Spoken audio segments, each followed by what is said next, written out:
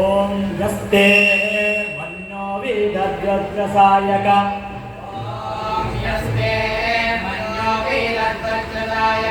स ओज पुष्यति विश्वामानुषग साख्यामदा समायन्त्वया आयुजा सहस्कृतेन सहसा सहस्वता हरिः ओम।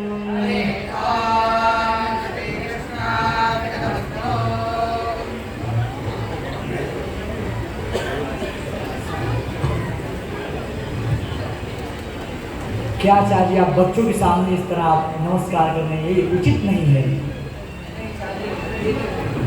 नहीं चाहिए, ये तो आप मेरे चेष्ट में ये करना चाहिए। आप यहाँ इस गुरुकुल में नए आए हैं, यहाँ की व्यवस्था में अथवा भोजन व्यवस्था में अथवा इन बच्चों ने आपको कोई परेशानी है, आप बहुत चिंतमय लग रहे हैं, क्या बात है? नहीं चाहती या इन विद्यार्थियों से या फिर इस गुरुकुल के नियमों से या व्यवस्था से मुझे कोई परेशानी नहीं है। बस मैं कुछ दिन से कुछ सोच रहा हूँ और इस प्रश्न से मेरा मन बहुत विचलित है कि जैसे बाहर के विद्यालयों में 1000-2000 ऐसे विद्यार्थी पढ़ते हैं और एडमिशन लेते हैं, लेकिन हमारे गुरुकुलों में 100-150-300 ऐसे बच्चे पढ़ते हैं। तो फिर जैसे जैसे समय बीतेगा वैसे वैसे विद्यार्थी भी कम होंगे, और जैसे विद्यार्थी अगर कम होंगे तो गुरुकुल का भी भविष्य नहीं होगा, और अगर गुरुकुल का भविष्य नहीं होगा तो हमारा भविष्य कैसे होगा? गुरु जी, आपने बहुत वास्तविक प्रश्न किया है। इस प्रश्न का उत्तर मैं एक इतिहास के एक प्रसंग के द्वारा मैं देना चाहता हूँ।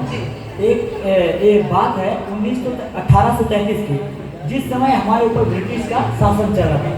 उस समय एक जगह पर एक बहुत बड़ी सभा चल रही थी। उस सभा में मेटोरे नामक एक व्यक्ति संभाषण कह रहे थे।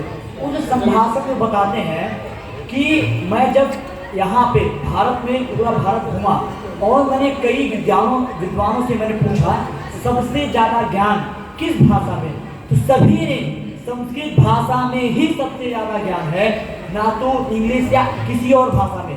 तो उन्होंने अपने संभाषण में ही बोला कि सबसे ज़्यादा ज्ञान संस्कृत भाषा में। ऐसी संस्कृत भाषा कहाँ पढ़ाई जाती है? ऐसी संस्कृत भाषा गुरुकुल प्रणाली में पढ़ाई जाती है, गुरुकुल पद्धति में पढ़ाई जाती है।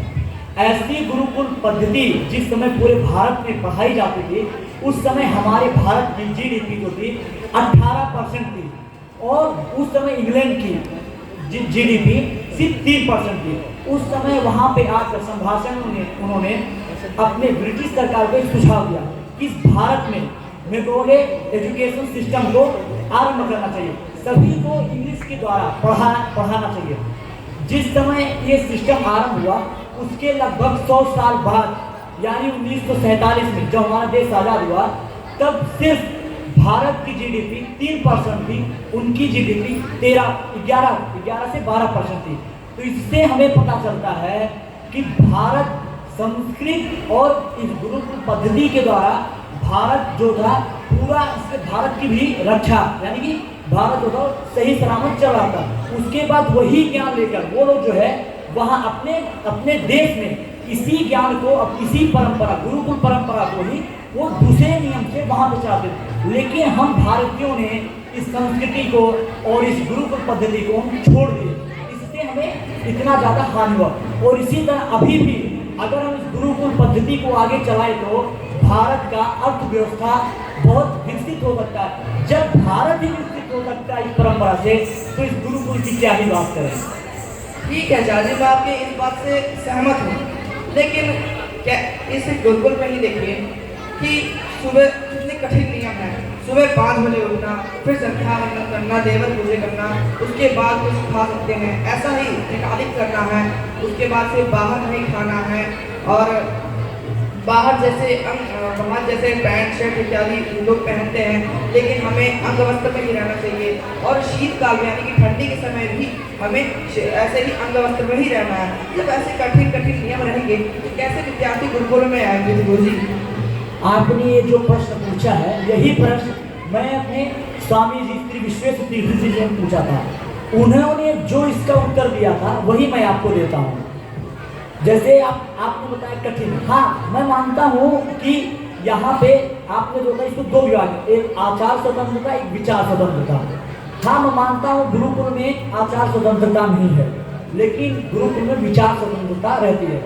बाहर लोगों में एजुकेशन में वहाँ पे विचार स्वतंत्रता नहीं है। वहाँ पे एक पुस्तक, एक सिलेबस है, उसमें जो पढ़ाया जाता है उतना ही पढ़ना, उससे अधिक नहीं पढ़ाया जाता, उतना ही पढ़ना, उतने से ही होता है, उसी में क्वेश्चन है और उसी पुस्तक में अंतर है।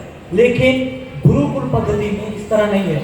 आप जितना चाहे, जितना आपकी आशा आकांक्षा उतना ज़्यादा आप पढ़ते जा सकते हैं, और आप तर्क के अनुसार आप कितना भी उसमें जितना आपको प्रश्न उठ सकता है, आप सभी प्रश्न अपने गुरु से पूछ सकते हैं। और मेन ये है कि आप गुरुकुल में या कहीं जाते हैं तो आप किस लिए आए हैं? आप आए हैं पढ़ने के लिए।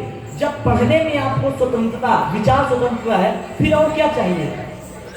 आचार्य जी, मेरा एक प्रश्न है, जैसे बाहर के विद्यालय हैं उनमें बहुत सारे पद विभाग होते हैं, जैसे arts, commerce, science, civil services और इत्यादि प्रकार के, तो ऐसे ही पद विभाग क्या हमारे गुरुकुलों में भी होते हैं? गुरुकुल में भी बहुत विभाग होते हैं, जैसे संस्कृत, व्याकरण, साहित्य, वेद, पुरोहित, ज्योतिष, धर्मशास्त्र, 6 आस्तिक दर्शन, 3 नास्तिक दर्शन, पुराण, इतिहास, उपनिषद, 6 वेद और 64 कलाएं। इसी तरह अनंत हजारों से ज़्यादा विषय हैं, जो कि अभी मुझे नहीं लगता किसी और भाषा में भी होगी, इतना ज़्यादा विषय, इतना ज़्यादा विभाग है। आचार्य, एक मेरा ही प्रश्न है कि जो बाहर के विद्यालयों में परीक्षा का जो नियम है, उसमें पहले रिजल्ट आना, उसके बाद परीक्षा देना, उसके बाद जो पास होता है उसको वो कामयाब होता है, और जो फेल होता है वो किसी अपना प्रयत्न करता है। इसलिए ऐसा गुरुकुल में कुछ नियम है, पास फेल परीक्षा देना? अगर हमें ये जानना है पास फेल, तो हमें जानना चाहिए प्राचीन काल में किस तरह गुरुकुल चलते थे। प्राचीन काल में गुरुकुल की व्यवस्था कुछ अलग तरीके थी। जैसे हर कक्षा में कुछ विद्यार्थी पढ़ने में बहुत उत्तम होते हैं, तेज होते हैं, और कुछ विद्यार्थी पढ़ने में धीमे होते हैं। जो विद्यार्थी पढ़ने में तेज रहते थे उनको आचार्य जी बहुत कम समय देते थे, उनको स्वयं से पढ़ने के लिए कहा जाता, वो स्वयं से पढ़ते थे।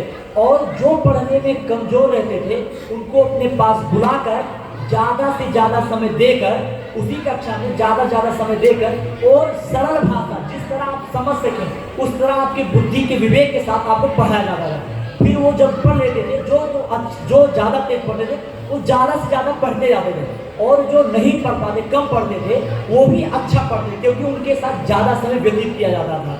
ये और कहीं नहीं है, क्योंकि हर क्लास में अगर 1 घंटा है तो सभी को समान देखा जाता है। लेकिन गुरुकुल में ये नियम नहीं है, जो कम पढ़ते उसके साथ ज़्यादा समय व्यतीत करके उसको समान पढ़ाया जाता है, इसलिए इसमें फेल होने का कोई चांस नहीं रहता था। ये तो गुरुजी ठीक है, लेकिन जैसे बाहर के विद्यालयों में विद्यार्थी लोग 8 घंटा 5 घंटा से पढ़ के उनकी छुट्टी हो जाती है, फिर उसके बाद वो बाहर भी घूम सकते हैं, उन्हें घर से पैसे भी मिलते हैं, तो फिर ऐसा उनके साथ होता है तो वो बुरी संगति पाकर या फिर कैसी संगति पाकर बिगड़ भी जाते हैं। तो क्या ऐसा गुरुकुल में भी कहीं कुछ होता है क्या? ऐसा गुरुकुल में हो ही नहीं सकता। जिसके पास संस्कृत और संस्कृति रहती है वो कभी बुरा बन ही नहीं सकता। और रही गुरुकुल की बात, जो गुरुकुल में अध्ययन करते हैं उनके पास बाहरी लोगों से संपर्क यानी संबंध बहुत कम रहता है, और विद्यार्थी जीवन में पैसे की आवश्यकता नहीं होती है।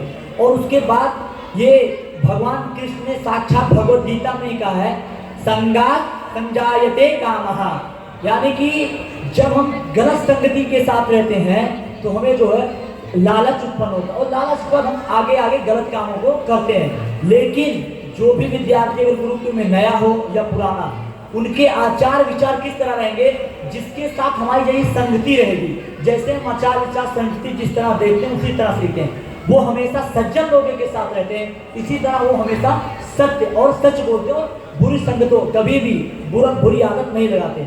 और इसी तरह इसका प्रमाण पूरा इतिहास है। आज तक कोई जो संस्कृति और संस्कृति यानी गुरुकुल परंपरा में पढ़ा हो, कभी बुरा हुआ हो ऐसा हुआ ही नहीं है, कभी भी नहीं हुआ है। हाँ आचार्य जी, आपने अभी जो विषय बताए उसको विषय को जानकर मुझसे ये अच्छा लगा कि मैं गर्वित हूँ, क्योंकि मैं गुरुकुल में पढ़ रहा हूँ। मैं नहीं, हम सब गुरुकुल में पढ़ रहे हैं, इससे मैं गर्वित हूँ और संतुष्ट भी हूँ। हम सब तपस्वाध्याय शुश्रूषा इष्टबोधार्थम विश्वे समिष्टरम वंदे परिव्राज चक्रवर्ती। इसी तरह आप सभी लोगों को संस्कृति और संस्कृत से जुड़े रहना चाहिए, मेरे यही मनोकामना है। श्री कृष्णार्पितमस्तु।